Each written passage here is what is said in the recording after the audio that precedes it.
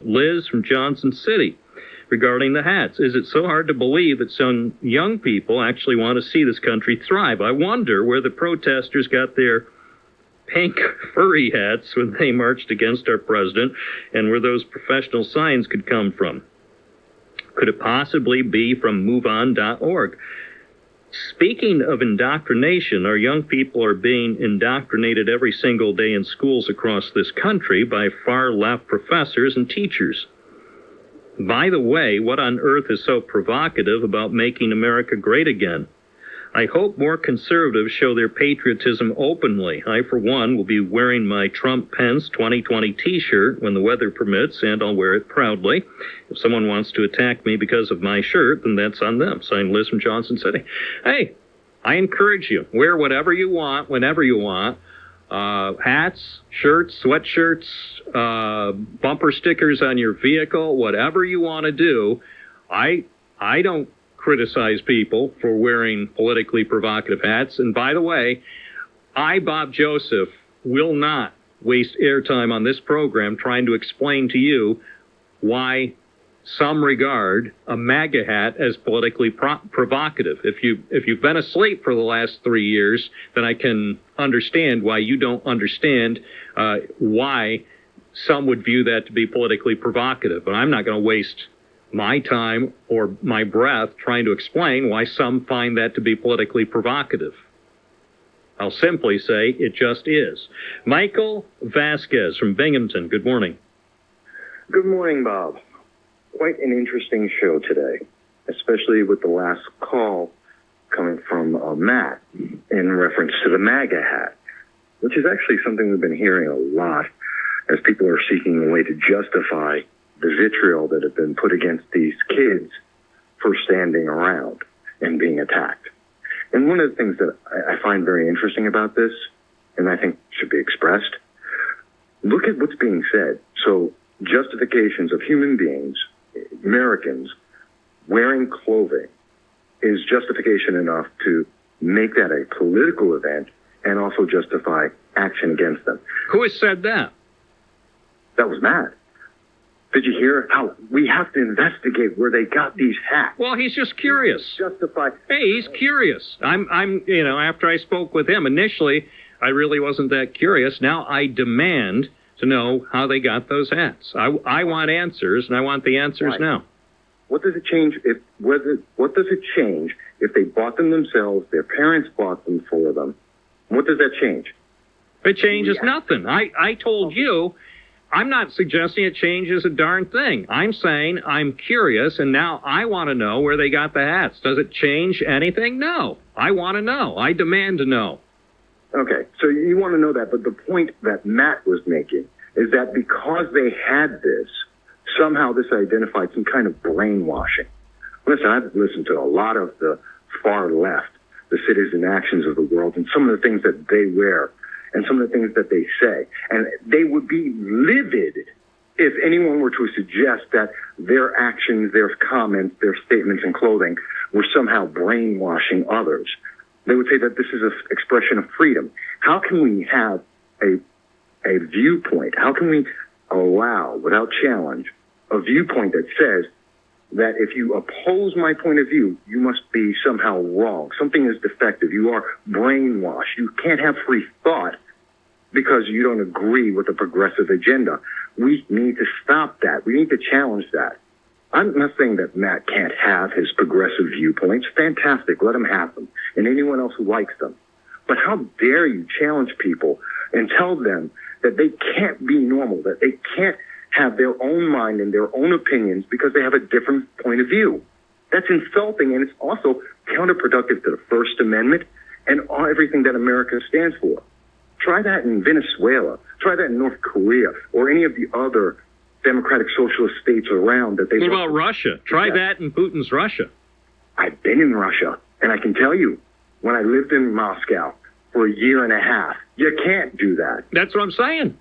Putin would not sit still for a MAGA hat there. 100 high school kids from Kentucky wearing MAGA hats outside the Kremlin? I think not. Look at the progressive nations around the world, and almost every single one of them you're going to point to do not allow the kind of expression that we have here that allows them to be able to make these comments. And I'm not saying they can't, but I am saying that when they make these kind of ill-founded conclusions based on the most tenuous of situations, we need to call them out.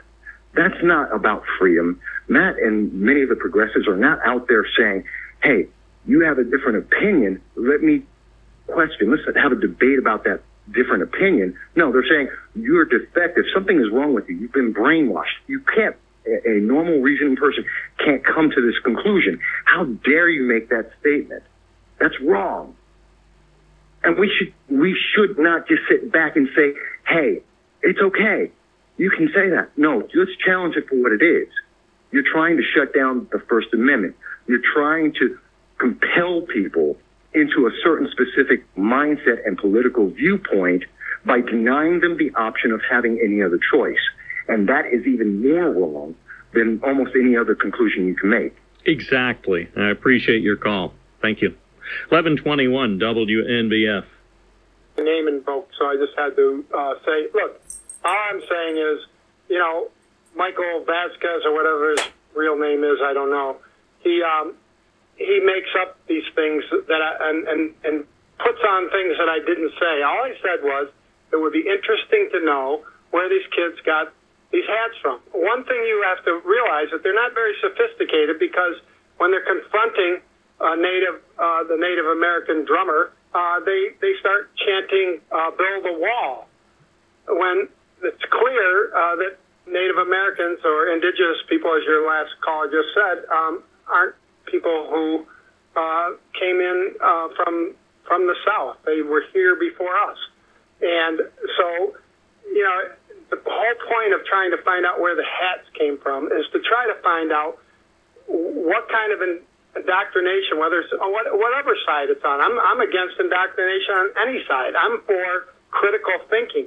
And my whole point is, if all of a sudden all these kids show up with a bunch of hats, you might want to question where they got them, because these aren't, you know, it doesn't seem to me, based on the comment they're chanting, "Build a wall, go home," you know, that this guy's not even from America or something, that they're not very sophisticated thinkers. Well, maybe they aren't. After all, I don't want to sound dismissive, but after all, they're high school kids. When I was in high school, maybe I was somewhat more sophisticated in terms of my worldview, but maybe not much. So, I mean, they're high school kids. I think, you know, people are overreacting to high school kids and to the whole thing. I think people have lost the entire context and perspective in what happened in D.C. I don't disagree with you there, but if we continue to allow both sides that try to indoctrinate people and not teach